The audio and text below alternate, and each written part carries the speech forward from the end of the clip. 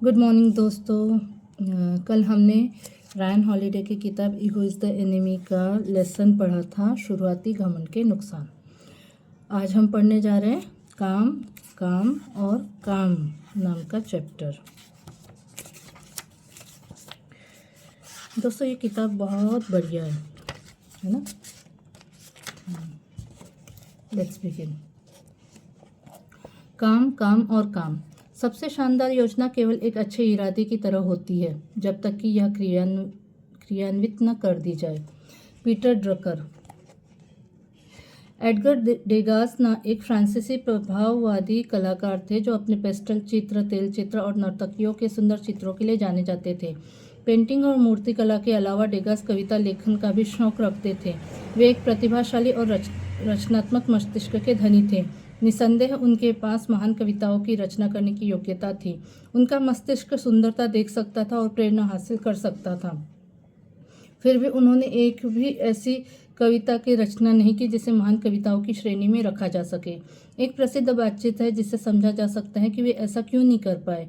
एक दिन डेगास ने अपने मित्र कवि स्टीफन मल्लारमे से अपने लेखन संबंधी समस्या के बारे में चर्चा की। मेरे मन में जिस तरह के विचार आते हैं जिन्हें मैं व्यक्त करना चाहता हूँ, उन्हें सही तरह से व्यक्त करने का प्रबंधन नहीं कर पाता हूँ और फिर भी मेरे हृदय में विचारों का ज्वार उठता रहता है। मल्लारमे ने एकदम सीधे सपाट शब्दों में कहा, प्रिय डेगास, वे विचार नहीं होते हैं जिनसे कोई कविता बनती है, ये तो शब्द होते हैं जिनसे कविता का निर्माण होता है, या बल्कि हमारे द्वारा किए जाने वाले कार्य होते हैं जो कविता का निर्माण करते हैं। यही वह जगह है जहाँ एक पेशेवर और एक शौकीन के बीच के अंतर का पता चलता है।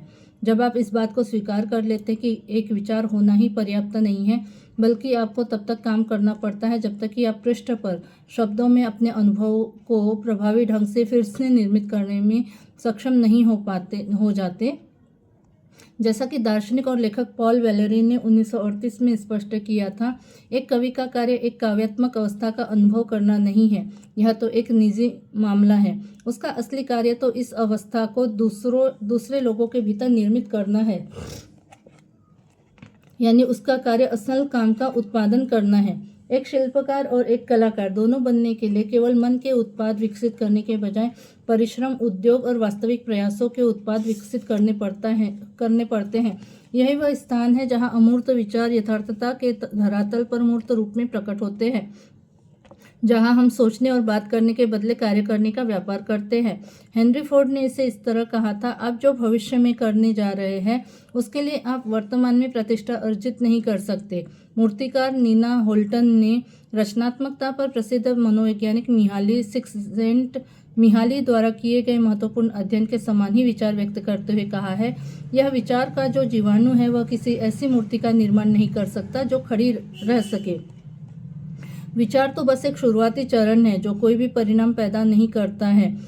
किसी विचार को असली मूर्ति में बदलने का कार्य तो अगले चरण द्वारा सुनिश्चित किया जाता है, जो निश्चित रूप से कड़ी मेहनत है। निवेशक और धारावाहिक उद्यमी बेन होरोविट्ज ने इसने और अधिक स्पष्ट रूप से कहा है, एक अत्यधिक बड़ा, भयंकर और दुस्साहसिक लक्ष्य निर्धारित करना कोई मुश्किल कार्य नहीं है। मुश्किल कार्य तो उस समय लोगों की छटनी करना है जब आप अपने उस सबसे बड़े लक्ष्य से चूक जाते हैं। बड़े सपने देखना कोई मुश्किल कार्य नहीं है। मुश्किल काम तो आधी रात को ठंडे पसीने में जागना है जब आपका सपना एक दुस्वप्न में बदल जाता है। निश्चित रूप से आप इस बात को समझ गए होंगे। आप जानते हैं कि सभी चीज़ों के लिए काम करने की आवश्यकता होती है और वह काम काफ़ी कठिन हो सकता है, लेकिन क्या आप सच में समझते हैं? क्या आपको इस बात का कोई अंदाजा है कि आपको कितना काम करना पड़ेगा? आपको केवल तब तक काम नहीं करना है जब तक कि आपको एक महत्वपूर्ण सफलता न मिल जाए। आपको केवल तब तक काम नहीं करना है जब तक कि आप अपना नाम नहीं कमा लें, बल्कि आपको तो बस काम करना है। हमेशा हमेशा के लिए काम करना है। क्या किसी कार्य में महारत हासिल करने के लिए 10,000 घंटे या 20,000 घंटे काम करना पर्याप्त है? इसका उत्तर है कि इससे कोई फर्क नहीं पड़ता, कोई अंतिम बिंदु नहीं है। एक संख्या के बारे में सोचना किसी शर्त पर आधारित भविष्य में जीना है। हम बस बहुत सारे घंटों के बारे में बात कर रहे हैं। हम जिस लक्ष्य तक पहुंचना चाहते हैं वह विशेष मानसिक योग्यता के बारे में नहीं है, बल्कि वह तो निरंतर प्रयास करने के बारे में है। हालांकि यह बहुत ज़्यादा आकर्षक विचार नहीं है, लेकिन यह उत्साहजनक अवश्य होना चाहिए, क्योंकि इसका मतलब है कि यह हम सभी की पहुंच के भीतर है, बशर्ते हमारे पास धैर्य रखने के लिए सही मिजाज और विनम्रता हो, और हमारे पास इतना साहस हो कि हम अपने सभी संसाधनों को काम पर लगा सके। इस बिंदु तक शायद आप समझ गए होंगे कि इस विचार पर आपका ईगो क्यों डगमगा सकता है। पहुंच में है, यह शिकायत करता है। इसका मतलब है कि आप कह रहे हैं कि यह मेरे पास अभी नहीं है। बिल्कुल सही, आपके पास नहीं है, किसी के पास नहीं है। हमारा ईगो केवल हमारे विचारों और कुछ हासिल करने की हमारी आकांक्षा के लिए मान्यता चाहता है। हमारा ईगो चाहता है कि हमारे द्वारा कॉन्फ्रेंसों की योजना बनाने और उनमें भाग लेने या दोस्तों के साथ चैट करने में लगने वाले घंटों को उन चीज़ों की गिनती में गिना जाए जो सफलता अर्जित करने के लिए आवश्यक मानी जाती है। हमारा ईगो अपने समय के लिए अच्छा भुगतान पाना चाहता है और यह मज़ेदार चीज़ें करना चाहता है, इस तरह की गतिविधियाँ जो लोगों के ध्यान को आकर्षित कर सके, जिनसे श्रेय मिलता हो या आत्मसम्मान व प्रतिष्ठा मिलती हो। असल मुद्दा तो यह है कि हम अपनी ऊर्जा को जिस जगह लगाने का निर्णय लेते हैं उसी से तय होता है कि अंततः हम क्या हासिल करेंगे। जब बिल क्लिंटन एक युवक थे, उन्होंने तभी से नोट कार्डों का एक संग्रह रखना शुरू कर दिया था, जिन पर वे अपने मित्रों और परिचितों के नाम और फ़ोन नंबर लिख लेते थे। अंततः जब उन्होंने राजनीति में प्रवेश किया तो उन नोट कार्डों का संग्रह अत्यधिक उपयोगी साबित हुआ। हर रात वे एक काम करते थे, वे अपने कार्डों के संग्रह से कुछ कार्ड निकालते और उन पर जिन व्यक्तियों के नाम लिखे होते थे, बिना किसी खास वजह के वे उन्हें फ़ोन कॉल करते, उन्हें पत्र लिखते या उनसे हुई बातचीत के बारे में कुछ टिप्पणी लिख लेते थे। इस तरह कई वर्षों बाद इस संग्रह में कार्डों की संख्या बढ़कर 10,000 कार्ड तक पहुंच गई, इससे पहले कि अंततः उन्हें डिजिटल रूप में संरक्षित नहीं कर दिया गया।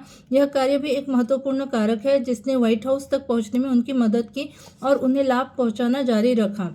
या चार्ल्स डार्विन के बारे में सोचे, जो अपने विकासवाद के सिद्धांत पर दशकों से काम कर रहे थे।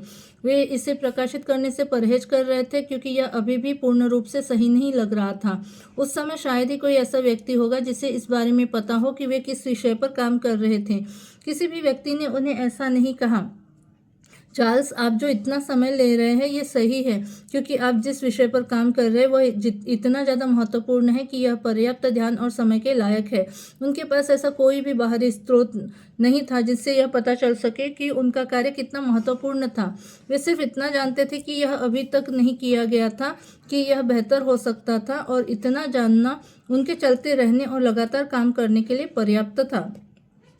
तो क्या हम अकेले में बैठते हैं और अपने काम के साथ संघर्ष करते हैं? क्या हम एक ऐसे काम को करने में अपने सभी संसाधनों को झोंकने के लिए तैयार हैं जो हमें सफलता दिला भी सकता है और नहीं भी? एक काम जो हतोत्साहित करने वाला या बहुत दर्द देने वाला भी हो सकता है। क्या हम काम करने से प्यार करते हैं? क्या हम काम करने के लिए अपने जीवन को चलाते हैं, न कि जीवन चलाने के लिए काम करते हैं? क्या हम अभ्यास से प्यार करते हैं, जिस तरह महान एथलीट करते हैं, या क्या हम लोगों के अल्पकालिक ध्यान और मान्यता का पीछा करते हैं, चाहे उसके लिए विचारों की अंतहीन पड़ताल में लिप्त रहना पड़े या केवल फालतू की बातों और बकबक में समय व्यतीत करना पड़े? फक सी फाचिस, यदि आप इस काम को करने जा रहे हैं तो इसे कर दें। एक और ज़्यादा उपयुक्त लैटिन अभिव्यक्ति है मटेरियम सुपेराबत ओपुस। कार्यकुशलता संसाधनों से बेहतर होती है। हमें विरासत में जो आनुवंशिक, भावनात्मक और वित्तीय संसाधन मिले हैं वे हमारे लिए शुरुआती बिंदु के रूप में काम करते हैं। हमें उन्हीं के साथ शुरुआत करनी होती है। हम विरासत में मिलने वाले उन आनुवंशिक, भावनात्मक और आर्थिक संसाधनों की मात्रा और प्रकृति को नियंत्रित नहीं करते हैं। हम तो हमारे पास मौजूद उन संसाधनों से जो कुछ भी निर्मित करते हैं उसे नियंत्रित करते हैं।